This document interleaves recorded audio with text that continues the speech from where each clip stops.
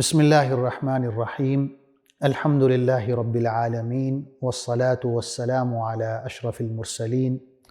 نبینا و سیدنا محمد وعلی آلہ و اصحابہ اجمعین۔ ناظرین السلام علیکم۔ سیرت النبی صلی اللہ علیہ وسلم کے حوالے سے ہماری گفتگو جاری ہے اور آج اس سلسلے کا 11واں پروگرام ہے۔ پچھلے پروگرام میں عرض کر رہا تھا کہ ایک ہی ہفتے میں دو عظیم شخصیات مسلمان ہو جاتی ہیں، حضرت حمزہ رضی اللہ عنہ اور حضرت عمر رضی اللہ عنہ۔ تو قریش کے ہوش اڑ جاتے ہیں کہ ہم نے اتنا تشدد کیا، اتنی تکلیفیں دیں، اور حال یہ ہے کہ کمزور تو کیا طاقتور لوگ جو ہیں وہ بھی مسلمان ہو رہے ہیں۔ تو انہوں نے سوچا کہ اب ہمیں کوئی اور پالیسی اپنانی چاہیے، کوئی اور طریقہ اختیار کرنا چاہیے۔ تو قریش کے بڑے سرداروں میں سے ایک سردار ہے عتبہ بن ربیعہ۔ اس نے دیگر سرداروں سے کہا کہ اگر تم اجازت دو تو میں محمد سے بات کرتا ہوں، اسے کچھ پیشکش کرتا ہوں، ہو سکتا ہے کہ وہ ہماری بات مان جائے اور یہ جو نیا دین آیا ہے اس کا ہم راستہ روک لیں۔ تو قریش کے سردار اجازت دیتے ہیں اور وہ آپ صلی اللہ علیہ وسلم کے پاس جاتا ہے اور کہتا ہے کہ اے بھتیجے، تم ہم میں سے ہو، عالی النسب ہو، تمہارا حسب نسب ہم جانتے ہیں، اور تم یہ نیا دین لائے ہو جس کی وجہ سے ہمارا اتحاد پارا پارا ہو گیا ہے۔ تم نے ہمارے آباء و اجداد کو گمراہ کہا ہے، بتوں کی مذمت کی ہے، تو میں تمہارے سامنے کچھ چیزیں رکھتا ہوں، میری بات سنو۔ آپ صلی اللہ علیہ وسلم نے کہا کہ ہاں میں سن رہا ہوں، بتائیں۔ تو اس نے کہا کہ اگر یہ جو آپ نیا دین لائے ہیں اس کا مقصد مال و دولت اکٹھی کرنا ہے تو ہم بہت زیادہ مال اکٹھا کر کے آپ کو دے دیں گے اور آپ ہم میں سب سے زیادہ مالدار بن جائیں گے، اور اگر یہ جو نیا دین آپ لائے ہیں اس کا مقصد عزت اور شہرت حاصل کرنا ہے تو ہم آپ کو اپنا سردار بنا لیتے ہیں، آپ کے بغیر ہم کوئی فیصلہ نہیں کریں گے، اور اگر آپ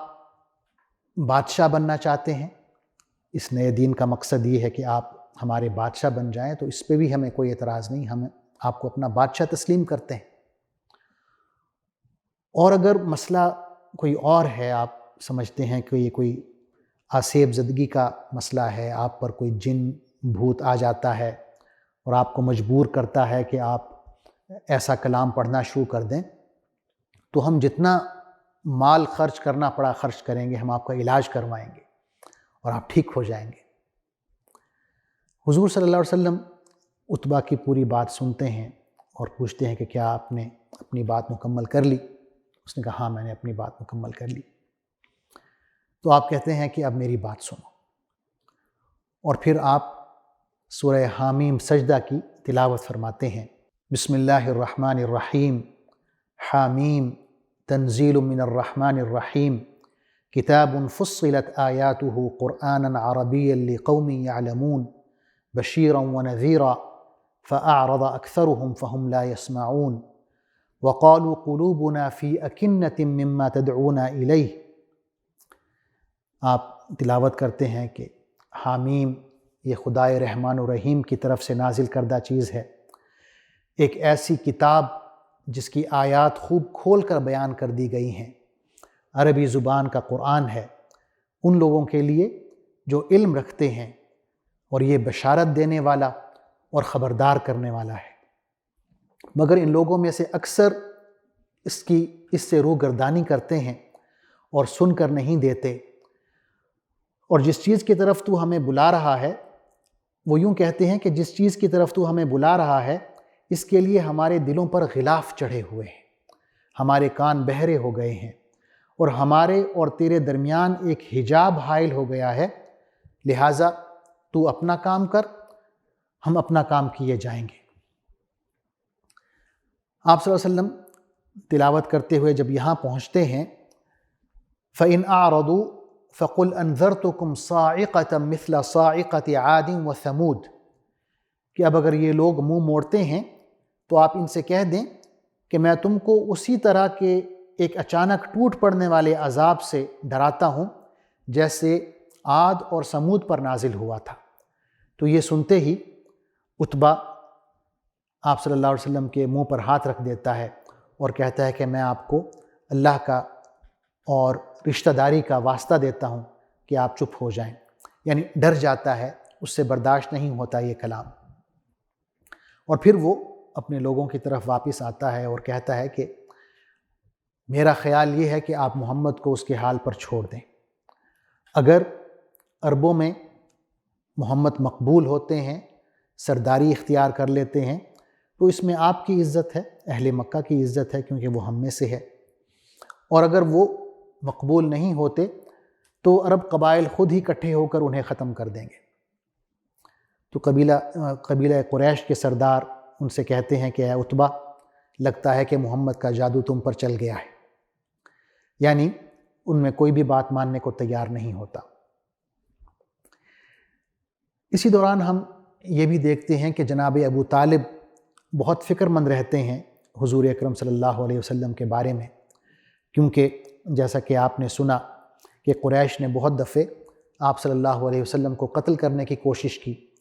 ابو جہل کی اس میں کوششیں شامل ہیں، عقبہ بن ابی معیط کی کوششیں شامل ہیں، پھر قریش کی جو پیشکش جس میں وہ ایک نوجوان عمارہ بن ولید کو لے آتے ہیں کہ آپ ابو طالب اس نوجوان کو رکھ لیں اور محمد صلی اللہ علیہ وسلم کو ان کے حوالے کر دیں تاکہ انہیں قتل کر دیا جائے، یعنی یہ سب باتیں آپ کے ذہن میں ہیں اور آپ بہت فکر مند ہیں حضور اکرم صلی اللہ علیہ وسلم کی زندگی کے حوالے سے۔ تو یہ سوچ کر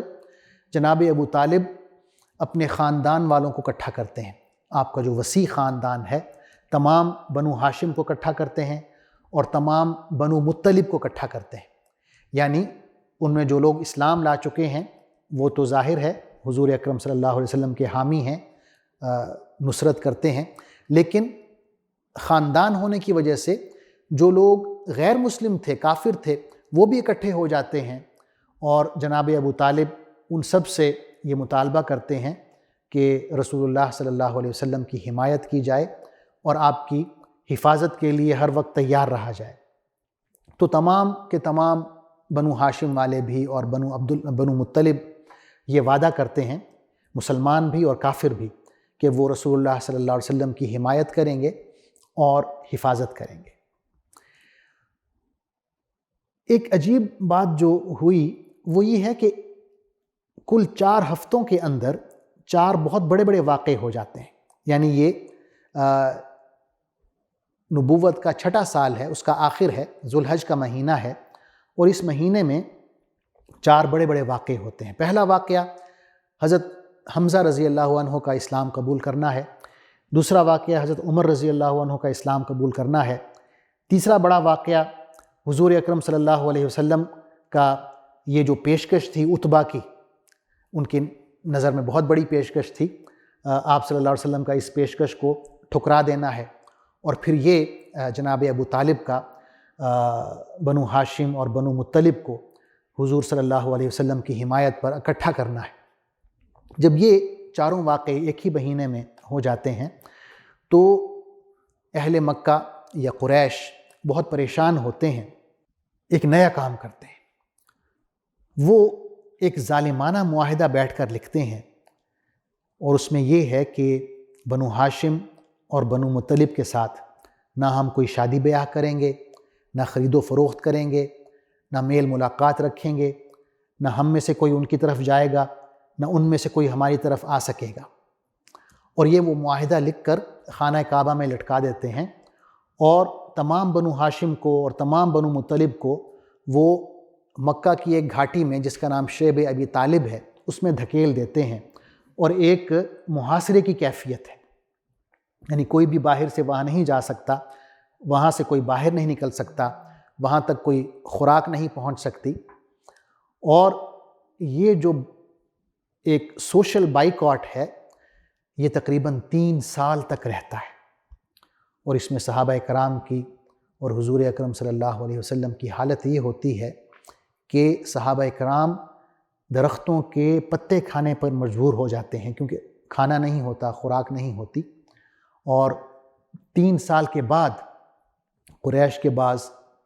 خدا ترس لوگ جو اس معاہدے پر متفق نہیں ہوتے، لیکن اندر ہی اندر سے وہ کڑھ رہے ہوتے ہیں کہ یہ ایک ظالمانہ معاہدہ ہے، وہ اکٹھے ہوتے ہیں، جن میں ابو البختری ہیں ایک صاحب، ایک مطعم بن عدی ہیں، اسی طرح 1-2 اور ہیں۔ وہ اکٹھے ہوتے ہیں اور کہتے ہیں کہ یہ ظالمانہ معاہدہ ہے،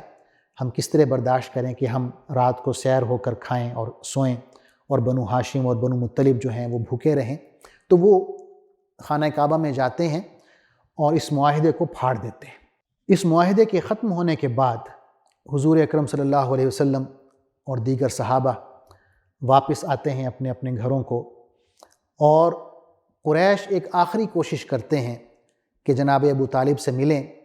اور انہیں قائل کرنے کی کوشش کریں کہ اپنے بھتیجے کو سمجھائیں۔ جناب ابو طالب بہت بوڑھے ہو چکے ہوتے ہیں، آپ کی عمر 80 سال سے تجاوز کر چکی ہوتی ہے، اور یہ جو سوشل بائیکاٹ جو آپ نے گزارا ہوتا ہے یا برداشت کیا ہوتا ہے، اس کی وجہ سے آپ بیمار ہو چکے ہوتے ہیں۔ تو اس بیماری میں قریش کا وفد آتا ہے اور وہ کہتا ہے کہ ہمارا صرف ایک مطالبہ ہے آپ سے، آپ کسی طرح محمد کو قائل کر لیں کہ وہ ہمارے بتوں کو برا بھلا کہنا چھوڑ دیں، بس، اور ہمیں کچھ نہیں چاہیے۔ تو جناب ابو طالب حضور صلی اللہ علیہ وسلم کو بلوا بھیجتے ہیں۔ جب آپ تشریف لاتے ہیں تو آپ کے سامنے یہ رکھا جاتا ہے مطالبہ۔ تو آپ صلی اللہ علیہ وسلم فرماتے ہیں کہ میں صرف ایک کلمے کا مطالبہ کرتا ہوں آپ سے، اگر آپ وہ کلمہ پڑھ لیں تو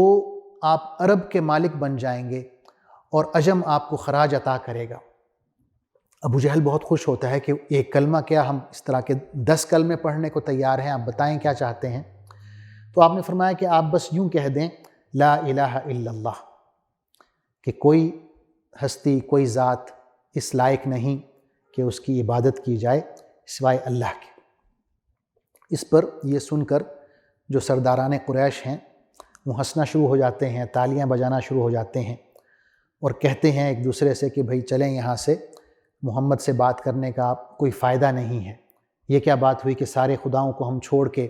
صرف ایک خدا کو ماننے لگ جائیں؟ تو اس پر اللہ تعالیٰ قرآن مجید نازل فرماتے ہیں،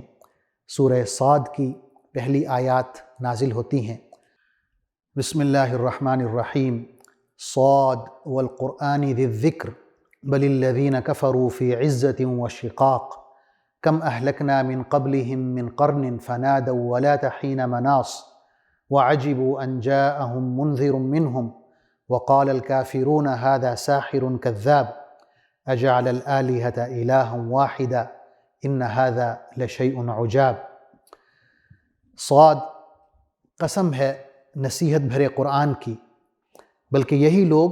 جنہوں نے ماننے سے انکار کیا ہے سخت تکبر اور ضد میں مبتلا ہیں۔ ان سے پہلے ہم ایسی کتنی ہی قوموں کو ہلاک کر چکے ہیں، اور جب ان کی شامت آئی ہے تو وہ چیخ اٹھے ہیں، مگر وہ وقت بچنے کا نہیں ہوتا۔ ان لوگوں کو اس بات پر بڑا تعجب ہے کہ ایک ڈرانے والا خود انہی میں سے آ گیا۔ منکرین کہتے ہیں کہ یہ ساحر ہے، سخت جھوٹا ہے، کیا اس نے سارے خداؤں کی جگہ بس ایک ہی خدا بنا ڈالا؟ یہ تو بڑی عجیب بات ہے۔ تو ناظرین، یہ اللہ تعالیٰ نے آیات نازل فرمائیں قریش کے اس رد عمل پر۔ اس کے بعد انشاءاللہ ہم اپنے اگلے پروگرام میں گفتگو کریں گے کہ اسی سال جناب ابو طالب کا انتقال ہوتا ہے، حضرت خدیجہ رضی اللہ عنہ کا انتقال ہوتا ہے، اور کتب سیرت میں اس سال کو غموں کا سال کہا گیا ہے، عام الحزن۔ انشاءاللہ اس پر ہم اپنی گفتگو جاری رکھیں گے۔ تب تک کے لیے اجازت دیجیے۔ اللہ حافظ، والسلام علیکم۔